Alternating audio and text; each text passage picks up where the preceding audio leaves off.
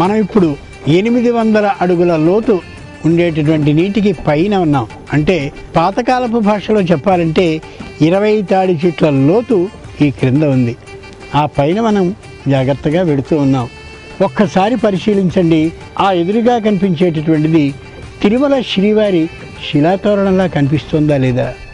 ప్రళయకాలం వచ్చినప్పుడు నీళ్లు అంత ఎత్తుకు వెళ్ళి చాలా కాలం అక్కడే నిలబడి ఆ నీటి యొక్క ప్రవాహపు కోత కారణంగా అట్లా శిలాతోరణాలు ఏర్పడతాయి.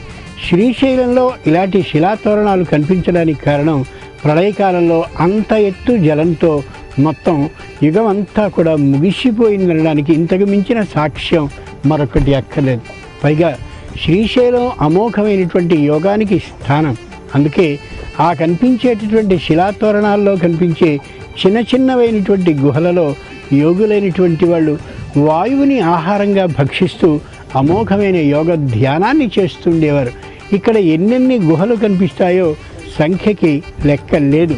వారందరూ కూడా తపస్సమాధి స్థితిలో ఉండి సూర్య కిరణాల నుంచి వచ్చేటువంటి శక్తిని మాత్రమే ఆహారంగా తీసుకుని ఇలా యోగధ్యానాన్ని చేశారు అనడానికి బలీయమైన సాక్ష్యాలు, అనేకమైన శాసనాలు స్పష్టంగా మనకి ఇప్పటికీ కూడా కళ్ళకి కనిపిస్తూ ఉంటాయి. మనకి లేని శక్తి మహర్షులకి లేదు అని అనుకోకూడదు. మహర్షులతో మనని పోలిక ఏమాత్రం పెట్టుకోనే కూడదు.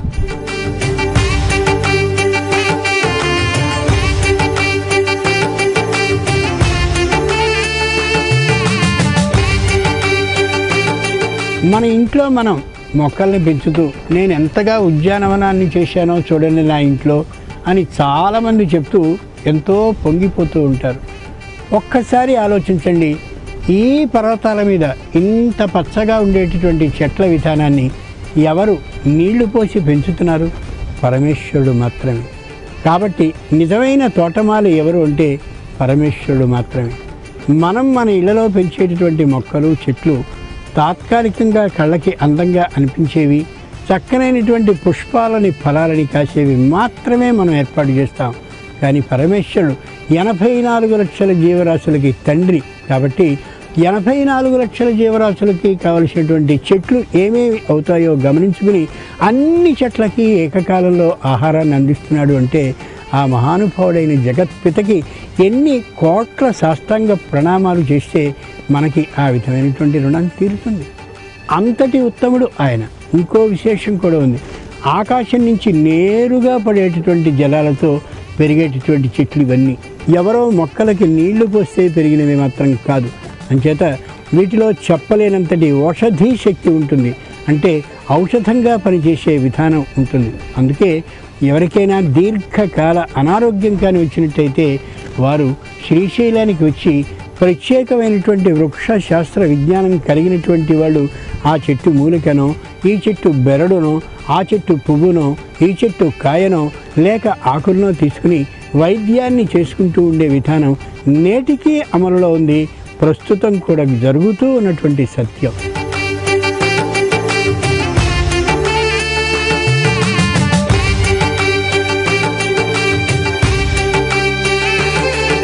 ఈ ఎదురుగా కనిపిస్తున్నటువంటి సన్నని మార్గం ద్వారా ఇంకా ఇంకా దూరం మనం ముందుకి ప్రయాణించి వెడితే అక్క మహాదేవి గుహలని చూస్తాం. ఎందుకు గుహలలో తెలుసుకోవాల్సిన విశేషం ఏదైనా ఉంటుందా అనుకుంటాం. గు అంటే చీకటి, హ అంటే హరించేది అని అర్థం. గుహ అంటే అజ్ఞానం అనేటటువంటి చీకటిని హరించగలిగిన శక్తివంతమైనటువంటి బిలము అని అర్థం. అందుకే శ్రీశైలానికి ఎందరెందరో మహానుభావులు వచ్చి గుహలని తమ నివాస స్థానాలుగా ఎంచుకుని ఆ లోపలే దాగుండి తపస్సమాధి స్థితిలో శ్రీశైల మల్లికార్జునుడిని, భ్రమరాంబాదేవిని నిరంతరం ధ్యానిస్తూ అలా తపస్సమాధి ముద్రలో మునిగిపోతూ ఉండేవారు.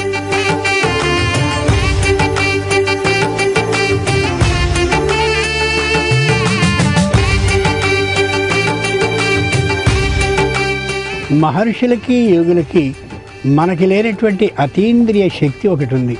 దాన్నే జలస్తంభన విద్య అంటారు. అంటే నీళ్లలో అలా ఉండిపోయి పూర్తిగా అలాగే నీటి యొక్క పొట్టున అంటే అట్టడుగు భాగంలో ఉండి పైకి రాకుండా ఉండగలిగిన శక్తి కలిగి ఉండడం. జలానికి ఊర్ధ్వపీడన శక్తి ఉండి లోపల ఏదున్నా పైకి నెట్టేస్తుందని విజ్ఞాన శాస్త్రం చెప్పినప్పటికీ కూడా ఆధ్యాత్మికపు చిట్ట చివరి అంచుని దర్శించిన మహర్షులు యోగులు నీళ్లలో దాగుండగలిగినటువంటి శక్తిని పొందారు. మనకి భాగవతంలో అంబరీషోపాఖ్యానాన్ని కానీ జాగ్రత్తగా చదివి చూస్తే దుర్వాసుడనేటటువంటి పేరు కలిగిన ముని నిమమజ్జ బృహధ్యాయం కాలిందీ సలిలే శుభే యమునా నదిలో అలాగే లోపల ఉండిపోయాడని మనకి స్పష్టంగా ఆధారం సాక్షి రూపంగా దొరుకుతుంది.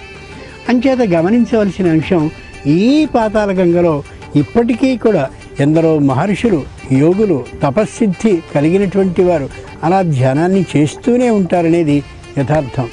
తరవో దైవతగణా, ఈ శ్రీశైల మహాక్షేత్రంలో కనిపించే ప్రతి చెట్టు దేవతాస్వరూపమే అని, కనిపించే ప్రతి శిల సాక్షాత్తు శివస్వరూపమే అని శ్రీశైల ఖండం మనకి తెలియచేస్తుంది.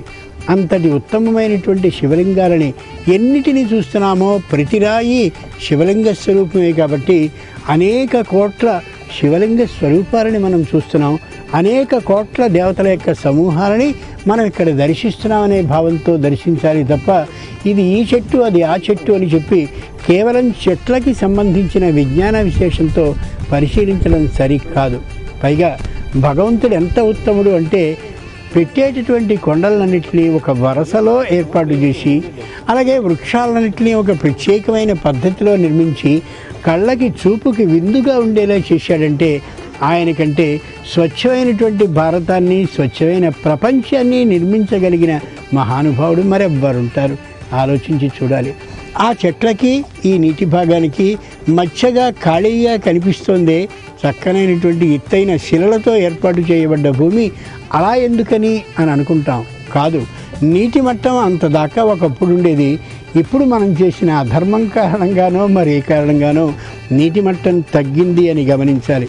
అవని అరాజకం పైన ఎప్పుడు భూప్రజలందు సర్వధర్మువులు నశించు. లోకంలో ఉండే ప్రజల్లో ధర్మం అనేది తగ్గినట్లయితేనే వర్షాలు పడవు, పంటలు పండవు, నీటి యొక్క మట్టం పెరగదు అని భారతం మనకి తెలియచేస్తుంది. కాబట్టి అమోఘమైన వర్షాలు రావాలంటే, పంటలు పండాలంటే, నోట్లోకి 4 వేళ్ళు వెళ్ళి అందరూ సుఖంగా జీవనాన్ని చెయ్యాలి అంటే, ఆహారాన్ని స్వీకరించాలి అంటే ధర్మాన్ని పాటించి తీరవలసిందే. కట్టుకున్నటువంటి భార్యని విడిచేయడం, కట్టుకున్న భర్తని విడిచేయడం, అలాగే సరిగా పాఠాన్ని చెప్పకపోవడం, సరిగా విద్యని నేర్వకపోవడం, ఇలాంటివేవో మహా అధర్మాలని మనం లోకంలో దానికి జాబితాకి లెక్కే లేదు. అలా చూస్తున్నాం. ఇలాంటి ఘోరమైనటువంటి ఉపద్రవాలు రావడానికి కారణం ఆ విధమైన అధర్మ ఆచరణమే.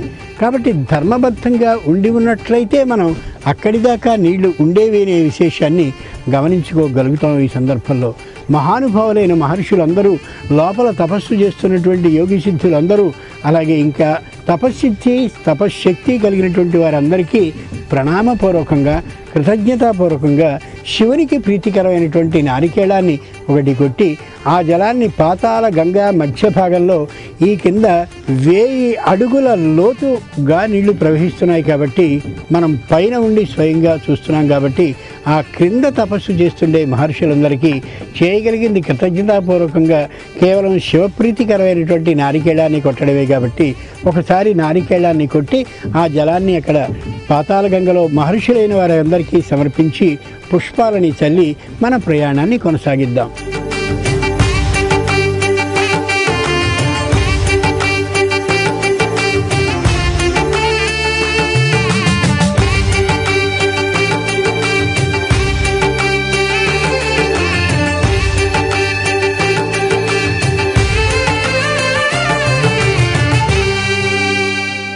ఓం నమః ప్రాచ్యే దిశే యాశ్చ దేవత ఏతస్యాం ప్రతివసంత్యేతాభ్యశ్చ నమో నమః. తూర్పు దిక్కుకి నమస్కరిస్తున్నాను. మహానుభావులైనటువంటి ఎందరు ఋషులు దేవతలు మా జనం అందరినీ కూడా ఆశీర్వదించడం కోసమని అలా తపస్సుని చేస్తూ ఉన్నారో వారందరికీ నమస్కారం.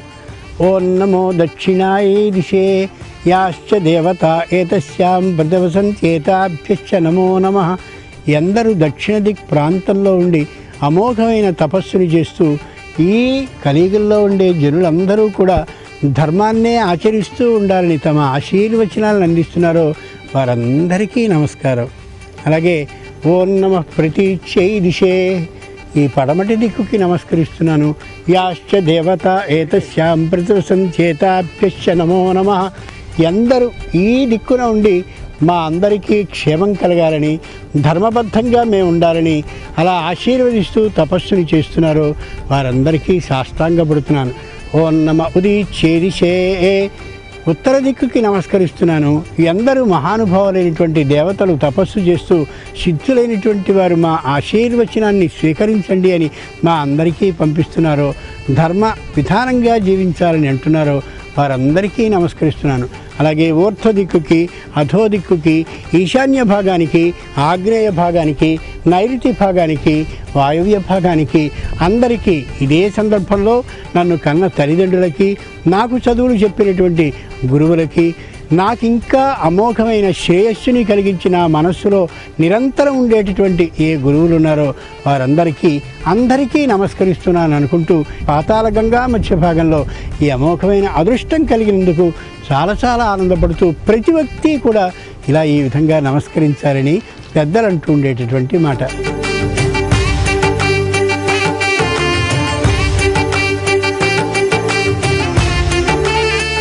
యా సృష్టి స్రష్టురాద్యా వహతి విధిహుతం యా వీర్యాచహోత్రీ, ఏ ద్వే కాలం విధత్త శృతి విషయ గుణ యా స్థితా వ్యాప్య విశ్వం యమాహు సర్వభూత ప్రకృతిరితి యయా ప్రాణిన ప్రాణవంతః ప్రత్యక్షాభి ప్రపన్నస్తనుభిరవతు హస్తాభిరష్టాభిరీశ. శంకరుడికి అష్టతనుడు అని పేరు. అంటే 8 శరీరాలు కలిగినవాడు అని అర్థం. అంటే ఒక శరీరం మీద ఒక శరీరం చొప్పున అలా బొంతలా ఉంచుకునేవాడా అని అనుకుంటాం. కాదు, పృథివీ ఆయన శరీరం నేల, అప్పు జలం ఆయన శరీరం, తేజ పైనుండేటటువంటి సూర్యుని కిరణాలు ఆయన శరీరం, వాయువు ఈ వీస్తున్నటువంటి గాలి ఆయన శరీరమే, ఆకాశం అన్ని గ్రహాలని స్వయంగా అలా పట్టి మన మీద పడకుండా చేసేటటువంటి ఆకాశం కూడా ఆయన శరీరమే. అలాగే ఏ సూర్యుడు పగటి కాలాన్ని సిద్ధం చేస్తున్నాడో, ఏ చంద్రుడు రాత్రి భాగాన్ని ఏర్పాటు చేసి మనకి వెన్నెలని అందిస్తున్నాడో ఆ ఇద్దరు, దాంతోపాటు యజమానులమైనటువంటి మనం మొత్తం 5, 2, 1 ఈ ఎనమండుగులు కూడా శంకరుని స్వరూపాలే. కాబట్టి ఇంత చక్కగా మనం పాతాళ గంగలో అమోఘమైన విశేషాలని చెప్పుకోగలిగిన అవకాశాన్ని అష్టతనుడు ఇచ్చాడు. కాబట్టి శ్రీశైల మహాక్షేత్ర స్వామి అయినటువంటి మల్లికార్జునుడు సంపూర్ణంగా ఏ భ్రమరాంబాదేవి విషయంగానే ఆలోచిస్తూ ఉంటాడో, అర్ధనారీ ఈశ్వర రూపంతో అర్ధనారీశ్వరిగా కూడా అక్కడ గోచరిస్తాడో ఆయనకి సాష్టాంగ ప్రణామాల్ని సమర్పిస్తూ ఒడ్డుకు బయలుదేరదాం. శ్రీశైలానికి వచ్చిన మనందరం చూడదగినటువంటి ప్రదేశం ఈ కనిపిస్తున్నటువంటి శ్రీశైలం డ్యామ్. అటుపక్క పాతాళ గంగ, ఇటుపక్క నిండినటువంటి నీటిని సముద్రంలోనికి విడిచేటటువంటి ప్రదేశంగా మనం గుర్తించగలగాలి. వేగంగా వచ్చినటువంటి నీరు ఆ పరిమాణాన్ని మించిన సందర్భంలో ఇక్కడి నుంచి విడువబడుతుంది. భారతీయ శాస్త్రజ్ఞులు విజ్ఞాన శాస్త్రంలో ఒక అడుగు ముందుకు వేసి ఇక్కడ పెద్దదైనటువంటి డ్యామును నిర్మించడమే కాకుండా లక్షల హెక్టార్ల పొలాలకి నీటిని అందించగలిగిన అవకాశాన్ని ఏర్పాటు చేశారు. ఇక్కడ విద్యుత్ ఉత్పాదన మాత్రమే కాకుండా అనేకమైనటువంటి ప్రజోపయోగ కార్యక్రమాలకు కూడా ఈ నీటిని వినియోగిస్తూ ఉంటారు. మరో ముఖ్యమైన మాట ఏమిటంటే, శ్రీశైలం ఆధ్యాత్మిక సదనం కేంద్రం మాత్రమే కాకుండా సామాజికంగా వ్యక్తులందరికీ కూడా ఉపయోగపడేటటువంటి జలాలని ఇలా ఆనకట్టగా ఏర్పాటు చేసి దాని ద్వారా అందరికీ కావలసిన మనుగడకి సరిపోయిన నీటిని కూడా అందిస్తుంది అని. ఒకప్పుడు ఈ శ్రీశైలం డ్యామ్ లేనటువంటి రోజుల్లో మొత్తం నీరంతా కూడా వ్యర్థమై నాగార్జున సాగర్ డ్యామ్ మీదుగా అలా వెళ్ళిపోతూ ఉంటే ఇక్కడ వారికి ఎవరికీ కూడా పంటలు అవకాశం ఉండేది కాదు. కానీ ఇప్పుడు శ్రీశైలం నుండి విద్యుత్ మాత్రమే కాకుండా పంట పొలాలకు కావలసినటువంటి ఆ సాగుకి కూడా కావలసినటువంటి నీరు లభిస్తూ ఉండడంతో చిన్న చిన్న పంటలన్నీ వేసుకుని చక్కని పంటల్ని పండించుకోగలుగుతున్నారు. ఇది మన భారతీయ విజ్ఞాన శాస్త్రవేత్తల మరొక అడుగు అని చెప్పవచ్చు.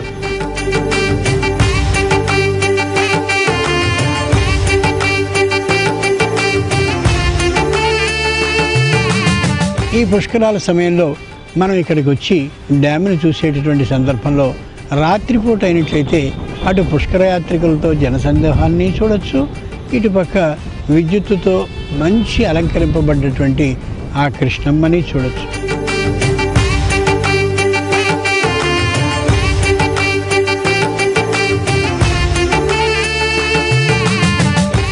డ్యామ్కి ఇటుపక్కన ఒకసారి మనం పరిశీలించి చూస్తే హైదరాబాద్కి వెళ్ళేటటువంటి తోవ ఎన్ని మెలికలతో ఉన్నదో అది బాగా అర్థమవుతుంది. పాతాళ గంగలో ప్రయాణించే సందర్భంలో ఆ గంగానది కెరటాలతో ఇలా ఇలా ఇలా ఎత్తుగా ప్రవహించే విధానాన్ని కానీ పరిశీలించి చూస్తే బాగా చక్కగా వదులుగా ఉన్నటువంటి జుట్టు అలా జుట్టు గిరజాలుగా ఉంటే ఏ విధంగా ఉంటుందో ఆ విధంగా కనిపిస్తుంది. గాలికి కదులుతూ ఉన్నటువంటి ఆ శిరోభాగము మనకి అర్థమవుతూ ఉంటుంది. ఇక్కడి నుంచి ఒకసారి ఈ ప్రదేశాన్ని కానీ పరిశీలించి చూస్తే పెద్దవైన కొండలు, వాటి నిండా అద్భుతంగా మొలిచినటువంటి వృక్ష విశేషాలు, ఎన్నెన్నో చెట్లు జాతులు, అలాగే తీగలు, పొదలు, పువ్వులు, చెట్లు, కాయలు విశేషంగా కనిపించడమే కాకుండా చూడడానికి రమణీయ తరంగా కనిపించేటటువంటి ఆ మార్గ విన్యాసాన్ని కూడా మనం పరిశీలిస్తూ చూడవచ్చు.